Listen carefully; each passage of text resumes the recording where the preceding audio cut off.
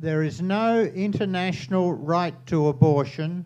No treaties legalize abortion. At every UN meeting where abortion is even implied, there is a storm of disagreement. Er bestaat geen internationaal recht op abortus en er zijn geen verdragen die abortus legaliseren. Op elke VN-bijeenkomst, waar ook maar enigszins naar abortus verwezen wordt, ontstaat er een storm van oneenigheid. Recently, the Human Rights Committee in Geneva, which monitors implementation of the International Covenant on Civil and Political Rights, has been trying to fabricate a right to abortion. Onlangs heeft het Mensenrechtencomité in Genève een poging gedaan om een recht op abortus in de tekst te brengen. Dit comité ziet toe op de uitvoering van het internationaal verdrag in zaken burgerrechten en politieke rechten. Article 6 of that convention states, every human being has the inherent right to life, and sentence of death shall not be carried out on pregnant women. In artikel 6 van dat verdrag staat, en ieder beschikt over het inherente recht op leven. En de doodstraf zal niet worden uitgevoerd op zwangere vrouwen. Now this committee has issued a draft General Comment 36 on the right to life, which states, states parties must provide safe access to abortion to protect the life and health of pregnant women. Nu heeft dit comité in een conceptcommentaar opgesteld over het recht op leven. En daarin staat, lidstaten moeten zorgen voor toegang tot veilige abortus ter bescherming van leven en gezondheid van zwangere vrouwen. So another compliance committee at the UN has invented a right to abortion. Hiermee heeft weer een toezichthoudend comité van de VN een recht op abortus uitgevonden. They are not alone. The Convention on Elimination of Discrimination Against Women Compliance Committee has been doing this for years. Ze zijn namelijk niet de enige. Het toezichthoudend comité, genaamd CEDAW, voor uitbanning van discriminatie van vrouwen, maakt al jaren een recht van abortus. These are fake rights. Maar dit zijn valse rechten. You cannot make a wrong, that is abortion, into a right. Je kunt een kwaad zoals abortus niet tot een recht verheffen. These compliance committees make many grand pronouncements, but these are not binding on sovereign nations. Deze toezichthoudende comité's doen veel grote uitspraken, maar deze zijn niet bindend voor soevereine naties. The only sure way to force a country to change its laws is by invading it and taking over its government. I am not advocating this.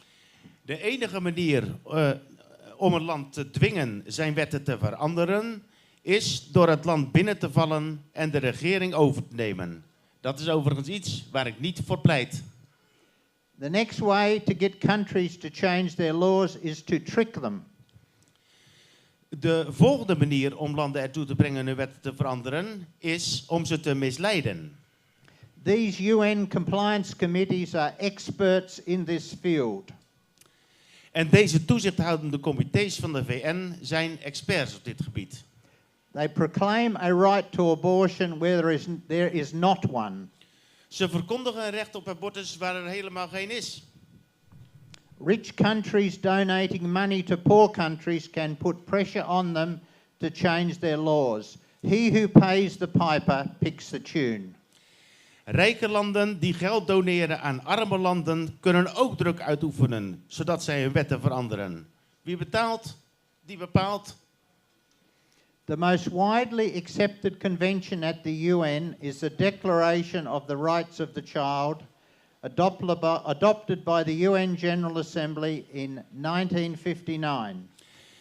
Het meest algemeen aanvaarde verdrag van de VN is het Kinderrechtenverdrag uit 1959. In its introduction it states, whereas the child by reason of his physical and mental immaturity need special safeguards in care, including appropriate legal protection before as well as after birth.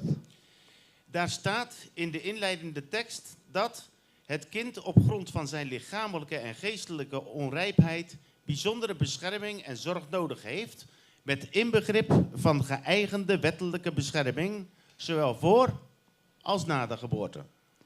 So the UN should be pro-life, but many people in that system are not. Dus de VN zou pro-life moeten zijn, maar veel mensen in die organisatie zijn dat niet. Who would have believed that communism would fall in Russia and Eastern Europe in the late 1980s? Wie zou eind jaren 80 hebben geloofd dat het communisme zou vallen in Rusland en Oost-Europa? But a pope preached in Poland, fear not. Maar de paus preekte in Polen, vrees niet. Ronald Reagan said, tear down this wall in Berlin. Ronald Reagan zei, haal die muur in Berlijn neer. Maggie Thatcher visited Solidarity and encouraged them. Margaret Thatcher bezocht de Poolse vakbond Solidariteit en bemoedigde hen. People prayed and an evil empire fell. De mensen baden en een kwaadaardig rijk viel. Now to end, I'd like to say in 1996 there was a big UN conference in Istanbul. Tot slot, in 1996 was er een grote VN-bijeenkomst in Istanbul. Around 140 pro-lifers attended, and I was there being a bit of a troublemaker.